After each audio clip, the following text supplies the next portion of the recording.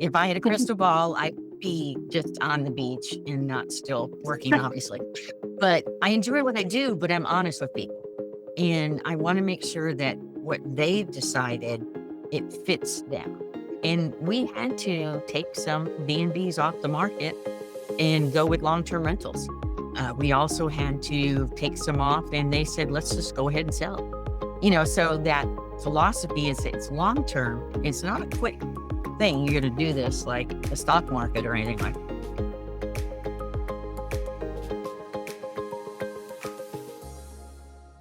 Welcome back to Step Sell and Repeat. Today we're switching things up and doing something special. Instead of Doc Cindy hosting the conversation, we're putting her right in the center of it. Most of you know her as the broker, investor, educator, and all-around powerhouse behind this show.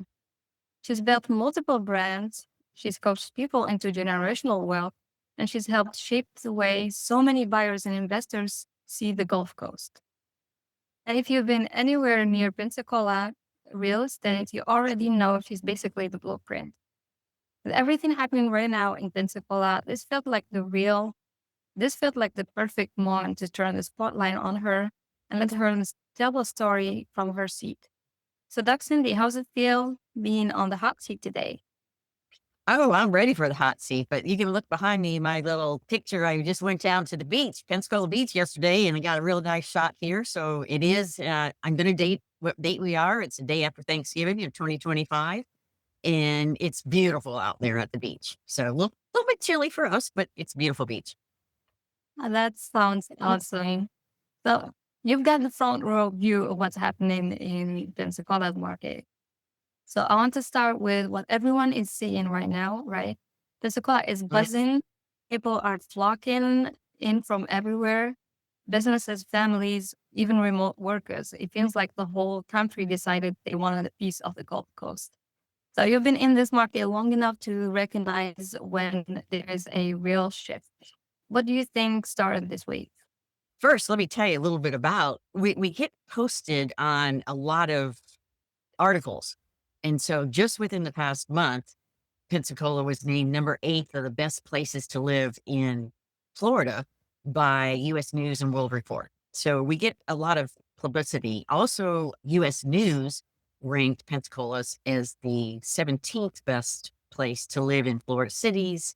LinkedIn has identified us as the city on the rise. Money Inc. includes Pensacola among the top 20 best places to live in Florida because of what we have here, their affordability, and also just the beaches do draw a lot of people, as you can see from the picture behind me.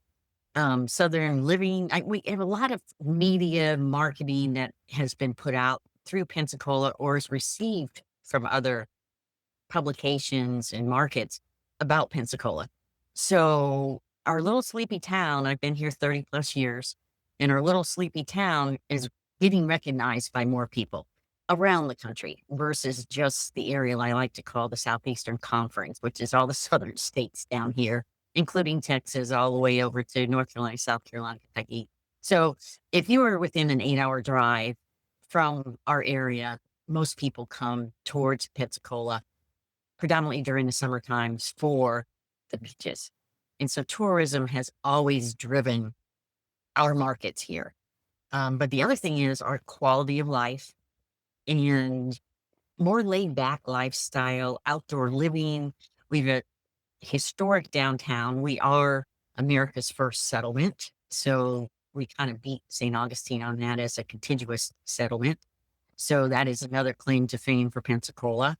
We saw this shift post-pandemic, mainly because during the pandemic, Florida was open. Many people came and visited us, specifically remote workers were coming into town. They said, hey, if I can live here, I'm going to come, even if it was for a short period of time. So this appeal to having a resort town as a remote space to live in, if that was any profession that you did, but also for raising a family. Our families, we have a big military base here, military contingent with NAS, and that we have a growing job market. And we just have it's a community feel. It really is family based, community feel, fun loving, Jimmy Buffett, if you want to think of it like that, because he is from this area. And so those types of things are driving, I think it's not a wave, but I do think it's more like people are really starting to notice us. Right. So when you pull back and look at the national picture, affordability changes, market slowdown, and lifestyle shifts, it feels like Pensacola is moving on its own timeline. How does that Uh, compare with what you're seeing across other markets? We've never, I don't believe in this area based on how long I've been in the industry. We've never been well, other than probably 2004 when we had Hurricane Ivan, which destroyed about 10,000 houses. And so we had a very small supply and a huge demand because then 2005 and 6, the market went crazy. But most of the time, we've been a very slow sustaining. It hasn't been like other areas of the country, especially back in 2021 when things are going above list price for purchases for housing. And we were going up, but not the craziness that you saw. So we are a steady climber, so we don't have to take those huge drops. So what I'm seeing now from the standpoint is as people get to know that we're a very affordable community, even though the locals don't think it's affordable anymore. But we're an affordable community. And because of the quality of life that we can offer people, I really see it's shifting more to an equilibrium. Even we are having some rising inventory. Prices are coming down a little bit, but in, I think we weather the storm much better because we do have hurricanes, which interrupt our lifestyle and sometimes our living.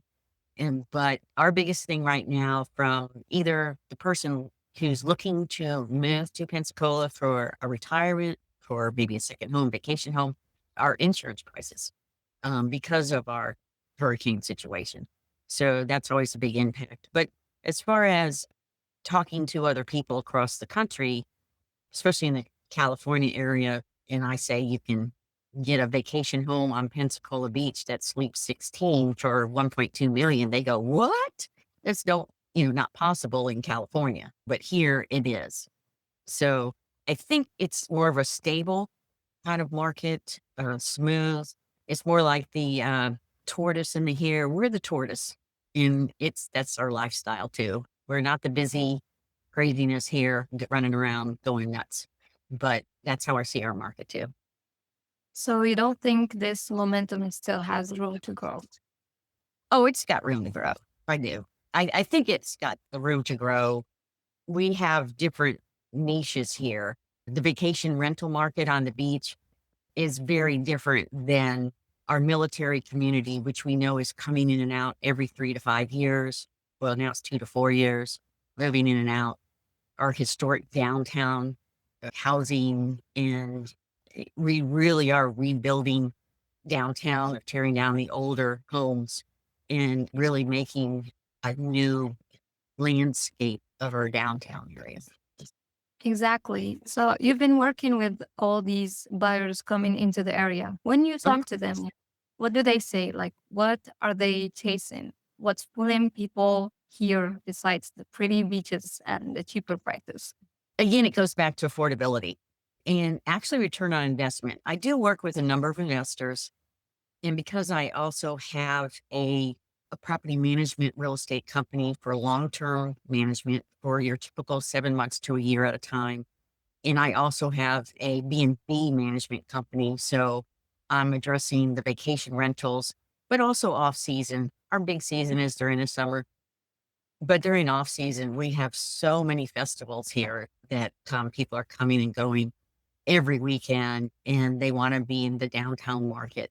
I think as far as there's different people coming. The retirees, a lot of retirees who may have been in the military and served in the military while they were in Pensacola. Big population that comes in. They already know what the population is like. We've got good schools. So we have families coming in that military flow. We have more retirees coming now because I'm from South Florida. So that was always a very retire, and it still is retiree communities or people are going down south. But when you compare like a Miami to us, which are completely different parts of the state, it's a different vibe, I guess is the word you could say, even though we have beautiful beaches. I mean, there's something unique about Pensacola's identity, right? So even though you get the coastal lifestyle, Mhm. you don't lose the sense of community and roots. So do Correct. your buyers, yeah. So do your buyers bring that up when they decide whether this feels like their new home? Oh, yeah. Buyers from that sense, if they are moving in from a different area, they become very engulfed, I guess. I don't know if that's the right word or not, in the community because we have so many things to do. The arts or other things and our jazz and our music. And it is the buyers are coming in for it. Many are coming in for the military that aren't in the military, but they're contractors. Navy Federal is one of our biggest employers here, and it's got a massive campus in the north part of that county. Our business development in technology, I believe, and I probably could confirm this. No, I know it's true. We have a very big cyber security contractors, militaries working together here. They've kind of moved a lot of it to this area. So we're bringing in higher education, higher educated level individuals coming in to support the new technology and everything that's involving within the military community. And I love the buyers and the guests and the tenants that are involved in the military, just because of we have the Blue Angels here, which are the planes that we are fortunate enough to see practice during the season every Tuesday and Wednesday, whereas a lot of people only if they even are near a place where where they fly during the season, they get to see them for an hour. Well, basically, they fly about 30 to 45 minutes, once a year. So I think the buyers that are coming in here, we have a younger group of buyers too. It's not just the retirees, a lot of remote workers that have found that they'd rather be in this type of a community because of its history and Yeah. because of its culture. Remote workers realize they can basically live anywhere. Have you Mhm. maybe seen certain types of remote workers or industries showing up more lately? More the medical, it's more the medical profession too, that they can rotate around. If you've got your rotating traveling nurses, physical therapists, we do have, because of the hospital systems here, and we have 3 very strong hospitals that also are teaching schools. So we've got students coming in. They may not be buyers, but they, as an investor who has a rental property, they are coming to meet that need. So for the person who is going to be an investor in our area, there is a constant flow of the tenants or the guests that you need to fill that property with. I don't think I see that. I don't think that is going to run short anytime soon. And just because people are like I started at the very beginning, they're waking up to our little sleepy area right now. And some of the people around here are not too happy about it because we've got our older locals that get away from our beaches and everything. Right now is our slow time, so we can go to the beaches and it's not crowded and everything. I mean, we're very protective of our own cities. I guess that is yes, yes. Yes. And a big part of who's coming in, like you said, is the military crowd. So with Pensacola having such a deep military ties, the market here moves a little differently. There's this natural flow, people coming in and going. How has that shaped the demand and the types of home people look for? You're first off, yes, every 2 to 5 years, people coming in and out. Because we do train the naval aviators here, navigators, they're coming in every 6 to 9 months, and many of these young men and women, even though they're just getting started in their careers, are choosing to invest in property while they're here, and then they will use it as a rental as they move on to their next station. So that actually draws a lot into, if they're coming out of the Naval Academy, things like that, where they'll come in and instead of renting, they'll purchase a property with that in mind for their future. we also, because of that, it's always evolving. When we had the pandemic and everything was shut down, a lot of people couldn't move, couldn't go anywhere because they weren't able to go to their next command. So that was a real interesting scenario here where people were caught in limbo. And some people, one of my clients, unfortunately, had already sold their house and they were ready to go. And so we put them up in one of our B&Bs until the government let them go. And they were in, I think they were delayed about 4 months before they could get out of here. But all their furniture had gone because of the way the military ships to their next station. So they were living in a house that we had furnishings, fortunately, but most of all their stuff was gone. So those kinds of things affect us as a community, and it impacts us from that level of just living in a military community is very interesting. And then when you're combining that tourism and the military, it's very interesting community to live in. In the old school, in being, I mean, I've been here 30 years, so it's not like I'm new to this area. Yeah, absolutely. So when you're working with the military families and service members, there are all these, like we said, extra layers or timelines, relocations, and stability. What do you keep in mind when supporting them through the move? They're pretty prepared, unless it's their first move to Pensacola or their first out of Pensacola. The military community moves so much that they know what to expect, what to do, how we work with them. We in the community also know that it's a little bit different what their demands are. For example, a young couple who just sold their house, we knew in the house when they were going to have to leave to go to Virginia, him as a Navy aviator. And we were fortunate enough to find a family that wanted their house, but was willing to wait the 2 months before they had to go. So sometimes we deal with that sort of situation where even though the family bought the house, they let them stay in the house for 2 months. If we've got them coming in, especially big turnover usually happens because of if they have children and they need the kids to get into school during the summertime or something. It's very easy to work with the military, and they are organized and they are very easy they will they will do the things you ask them to do. Let's say as a seller coming in, you need to do this with your house, they'll do it right away. They are very well organized as they're leaving out with books of everything that has all their warranties and their houses and stuff. So it's very easy to work with a military family coming and going, just because they've had to do it many times, especially if you've got someone who's been in for 10, 20, 30 years. I mean, they know where they're going and when they're going and how to make it move. So I enjoy working with the military community. Yeah, and this is where I feel like it gets really interesting because all that activity makes Pensacola kind of an underrated spot for investors. That's a great point. Thank you.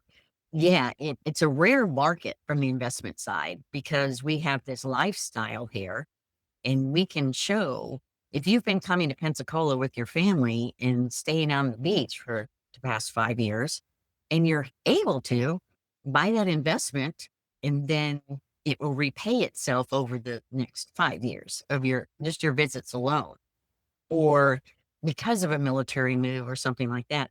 But combining the lifestyle, a lot of people, the investor that we are seeing right now out of the area is looking to be able to have something to come down to visit for a week or two at a time from wherever they may be coming. We don't have a lot of people from the South coming up from South Florida, but we have most of our Midwest, Southeast area coming so that they can have from that standpoint. But yeah, I agree with that. It's a what do you call it?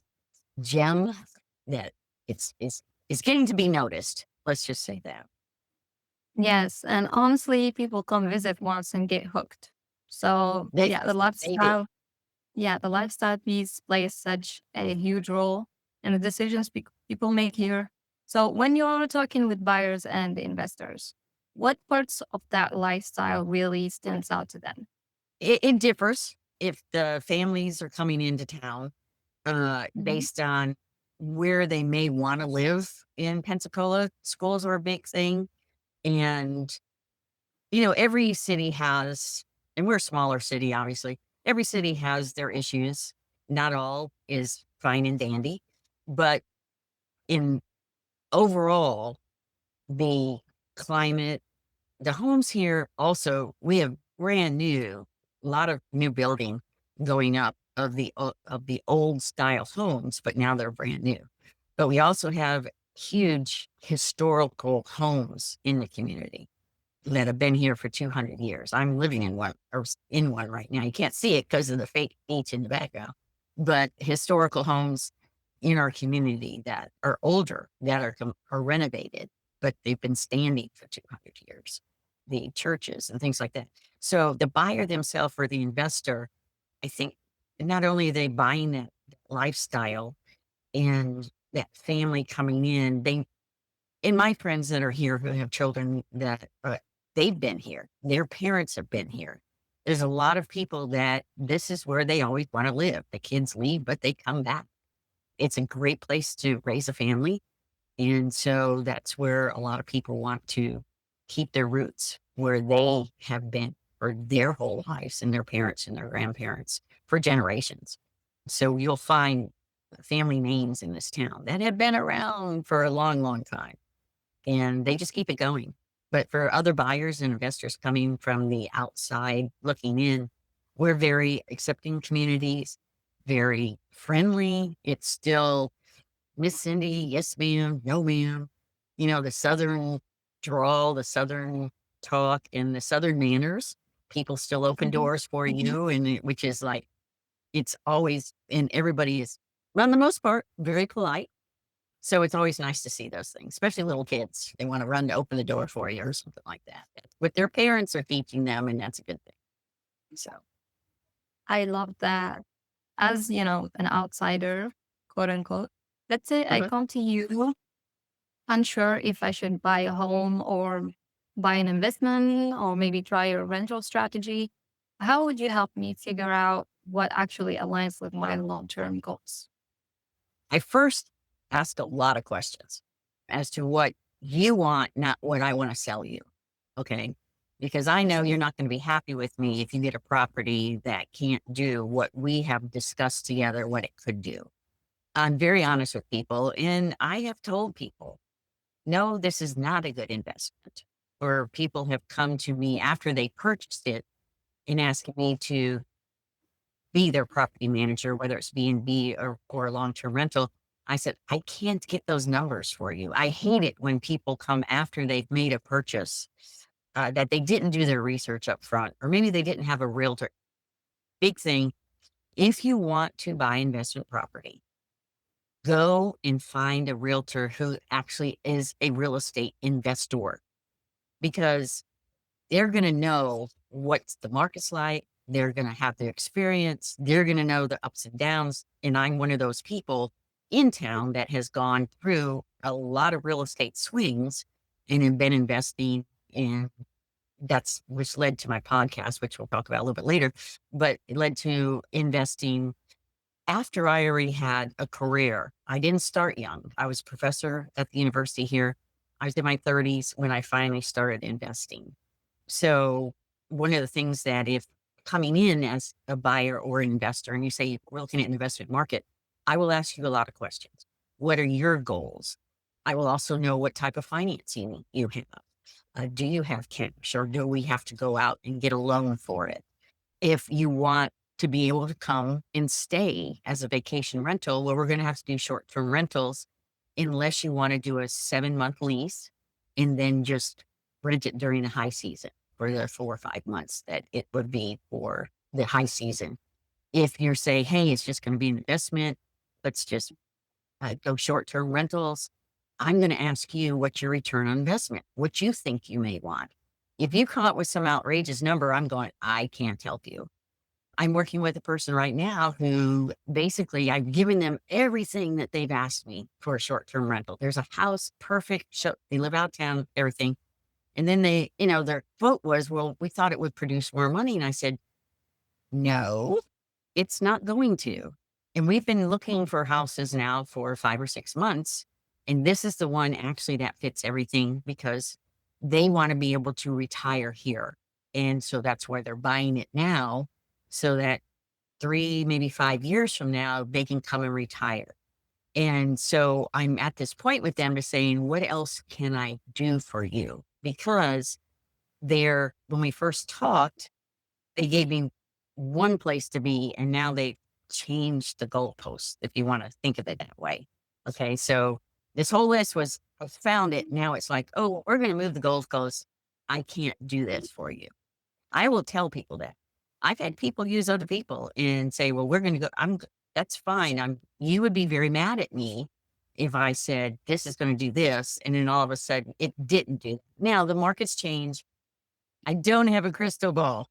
If I had a crystal ball, I'd be just on the beach and not still working, obviously. But I enjoy what I do, but I'm honest with people. And I want to make sure that what they've decided, it fits them. And we had to take some B&Bs off the market and go with long-term rentals. We also had to take some off and they said, let's just go ahead and sell. So that philosophy is it's long-term. It's not a quick thing. You're going to do this like the stock market or anything like that. You have a hard asset, takes a little bit of time to make sure that you get it right. And so, but I do ask a lot of questions. As a former teacher, I do ask a lot of questions. And I want to make sure that we're hopefully on the same mindset. And if we're not, I tell as a broker, I have other agents that work for me. And when I get a new agent, I said, look, you don't have to work with everybody. If you feel that it's not the right match, you just walk away. We work it out some other way. And I'll also tell people when I go to list a house, I'll say, I know you're interviewing me, but I'm interviewing you too. If we don't think this is going to work, then we'll stop right now. And I said, I'll always be honest with you. I'll provide what I can for you. But if it's not working, we just go away happy. So I think as you as a buyer, especially a first time home buyer versus an investor, well, maybe a first time investor, let's look at it that way, is that you need more hand holding and you need to find those people that not only the process of where do we get the loan, the title company, everything that we do as realtors, but then after you purchase that home, if you need it repairs, who do we use as a contractor? Who do we use a plumber or electrical or carpenter? I've been through many, many people in my years that now I have a solid base of vendors and contractors that I can call up and we're going to take care of it. Even if it's at 12 o'clock at night and the pipes have burst in the house, I've got somebody that'll go make sure they take care of it. So I think because of my longevity and being in a community that is truly here to help that first time buyer, first time investor, getting those questions answered and I don't want to say hand holding, but it kind of is through the process makes both of us happy. I love your stance on this because all of this ties back into something you're big on, which is conversation. So you don't just talk Mhm. about this stuff behind the scenes. You bring it straight into the mic every week. So I wanted to talk a little bit more. I wanted to talk a little bit more about the show for a second. So you got Mhm. this platform. You bring on all these guests. You share what you know. So what made you say, "Yeah, I'm gonna start sharing my stories and my guest stories on a podcast"? Well, I've listened to a lot of podcasts, and as an educated, and I'm a consistent learner, and so uh, I am older at a little bit later stage here, looking towards what they say the inevitable retirement. But my friends say I'll never retire. So I'm kind of like looking, and I'm saying if and when I decide to like move on out of the real estate business full time, what would I do? I mean, that was kind of like that's what's always been in it's like, what do I do? Because this is an all-consuming business, but it's a fun it's frustrating at times. Don't get me wrong on that. It's very frustrating. But I started talking to different people, and so I came up with a sip, sell, repeat because late and specifically for women. because we women, whether we're drinking our coffee or having a glass of wine after work and we're out busting our butts to help other people, we also that repeat process. We just keep doing it over and over again, but how can we be more efficient at it? And part of my passion is getting women to realize that they too can be the big guns in the room. They can use their money to invest. They can use other people's money, like I started out in my career, to use for investment purposes into real estate, where they can create wealth for themselves and their family. I was last night at a Friendsgiving, and I'm a big storyteller, so that's why I like podcasting because I have a tons. I once learned that facts tell, but stories sell. So I love to tell stories. And so one of the gals that was there, she's an attorney. There was a Navy, or excuse me, Air Force aviator that's getting out of the Air Force in like 2 months or something, and she was there. But then there was another gal who's attorney from New Orleans, and she said, "I wished I would have known you 2 months ago because I bought this foreclosure. I didn't know what was going on." I said, "Oh my God, let's start talking."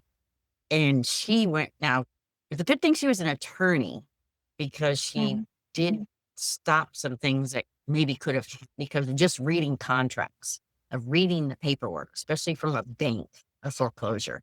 But it's her first house. I don't know if too many first-time home buyers buy a foreclosure. But where she wanted the price of the house and where she wanted to live in New Orleans, and then she started telling me, "Well, someone stole the appliances," and there's I said, "What?"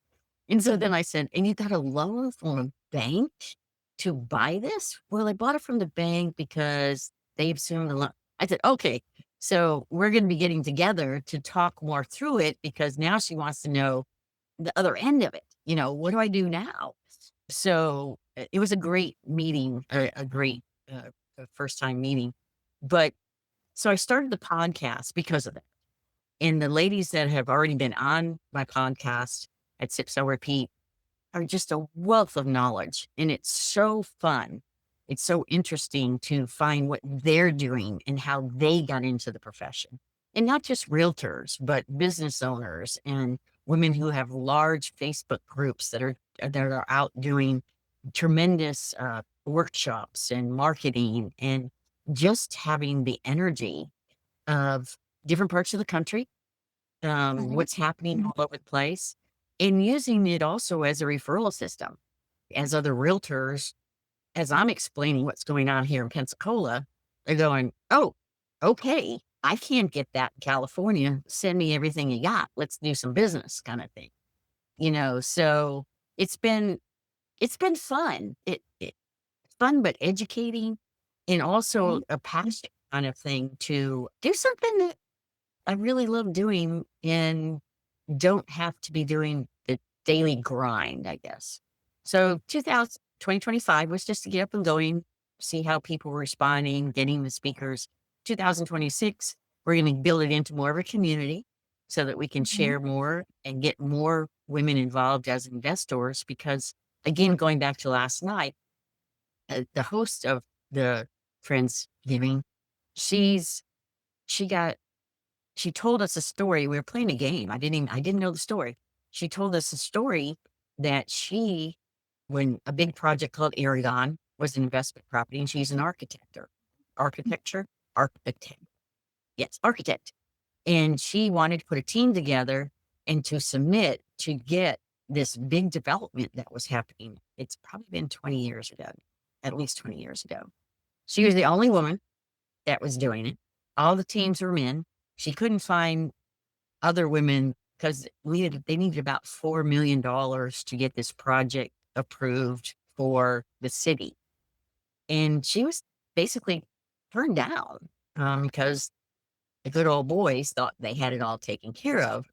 So two of her guys jumped her team, went to another team that ended up competing against. And so she resubmitted it, but she submitted it as how it would reflect as a community in the history of the community. So she got the deal.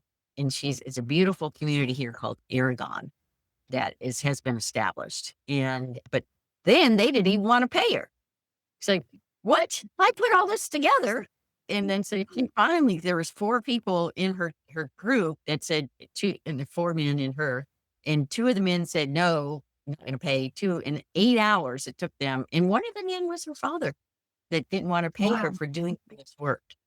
So, it was very interesting, and she's gonna come on and talk about that experience in a future podcast because she had to go through that process as an older it's generational, and now seeing Mhm. how now the women are actually going out and becoming the big investors. And those are the people that are coming on the podcast. And it's also B&B, successful women in the B&B profession. Julie George over in Australia is just an amazing friend, an example of how she turned her B&B business into a multi-million-dollar business. And she talks around the world at different conventions and stuff about what she was able to do. So that just is it's been right now, it's kind of one of those it started out as a side project just Mhm. to talk to people and learn. And now it's probably gonna because I know Social Security is not gonna pay much in the future. So something's gonna do. So I think it's just been so much fun meeting people, meeting the ladies and encouraging and their acceptance and their just amazing sharing of information. And, we have I think right here, I have my, can you see? My sip, sell, repeat coffee cup that I Yeah. send to all the ladies who participate. And Am I gonna get one? This yeah, well, you live in South Africa or something, don't you? I won Hawaii now. Like I couldn't give her one because it was going to be $100 to ship it. I said, "Are you kidding me?" She goes, "Don't worry about it. When in the States, I'll let you know." I said, "Okay." Not stateside, not just Hawaii. But yeah, so that's been fun because, Julie actually I had met her while she was in the States before I filmed or before we talked. And so when Mhm. she had up in Australia, so she showed it up on the screen and she goes, "I got the cup." And I gave when I was in Hawaii, actually, I gave 3 other ladies cups in advance so that they would have them, when we talk. We haven't set up the appointments yet, but we're going to.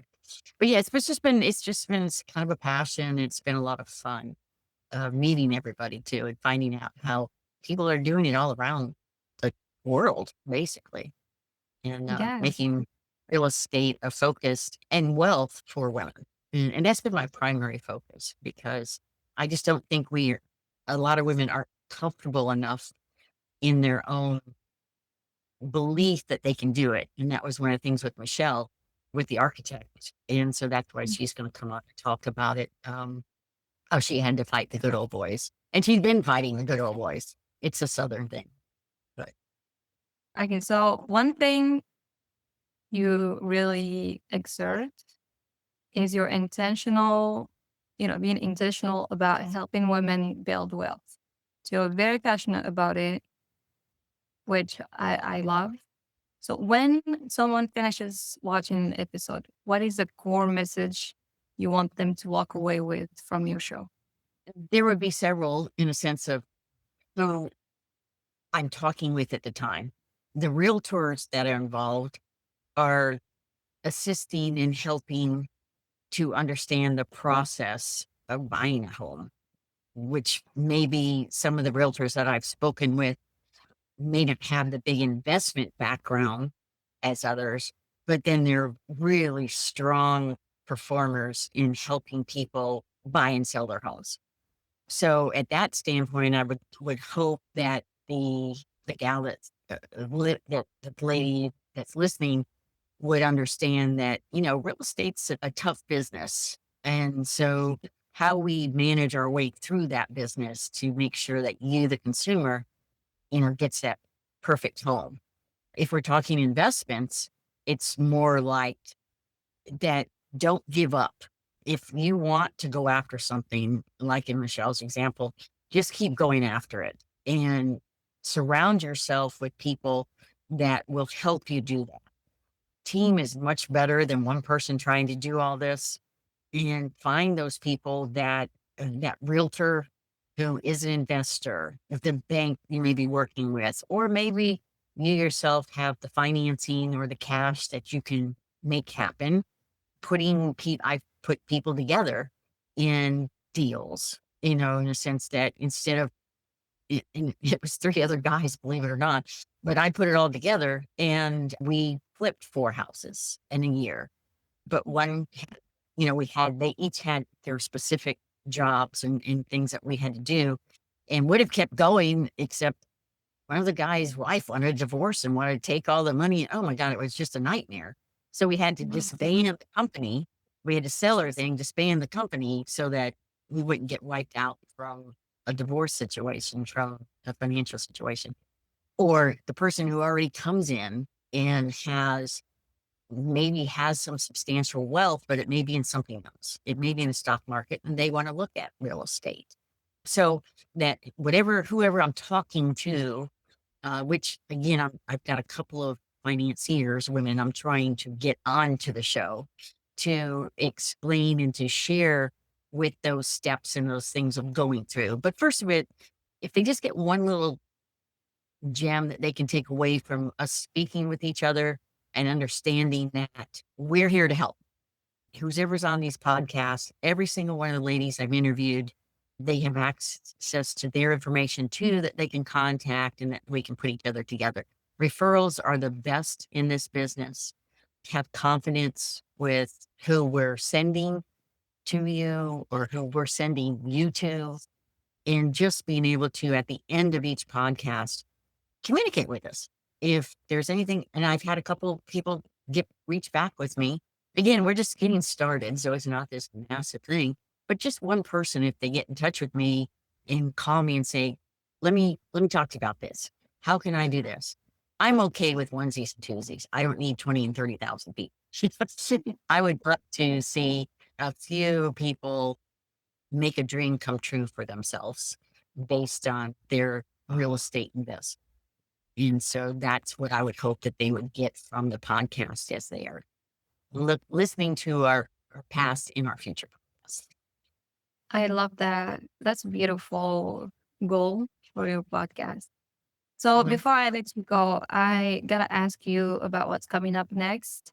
You've Okay. always got something cooking, whether it's workshops, events, coaching, everything. So what's on the Mhm. horizon for you that you're very excited about?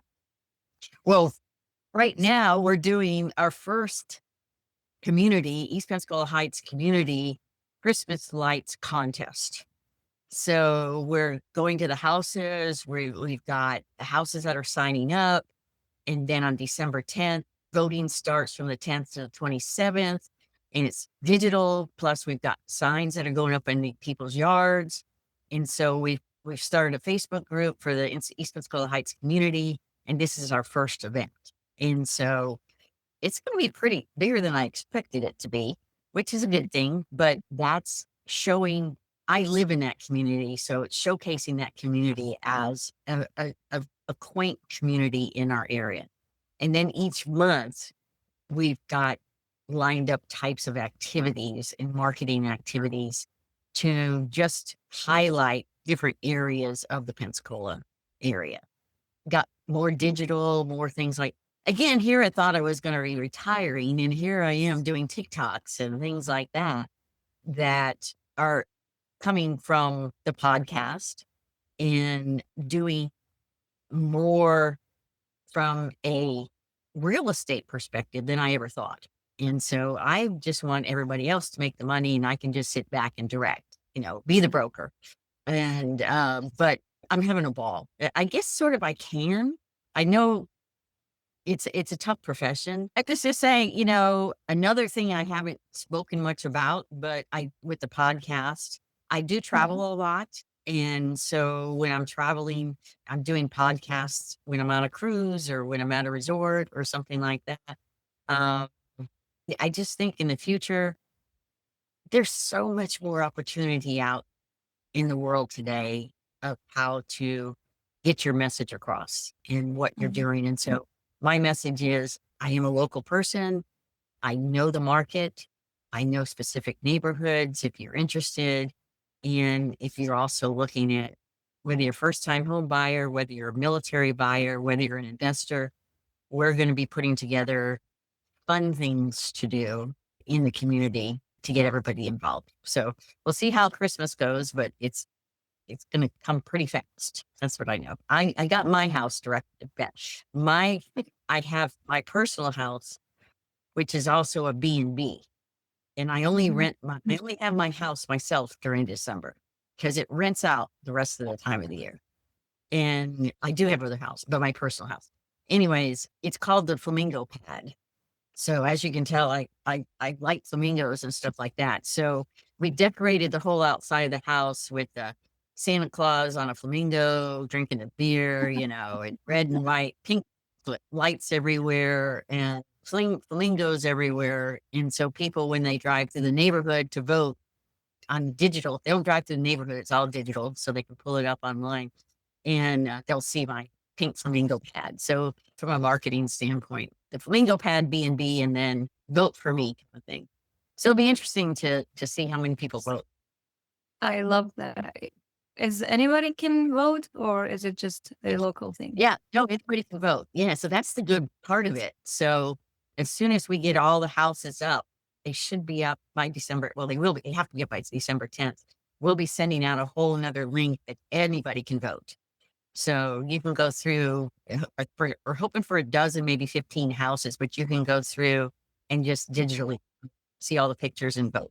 And then we're giving away prizes and stuff. For the house that wins, we're giving away prizes. The vendors, the restaurants around the area are just all great. They're giving coupons and stuff like that. It's a real cute little community area. So I'll send it to you guys so that you can Please send it vote. through.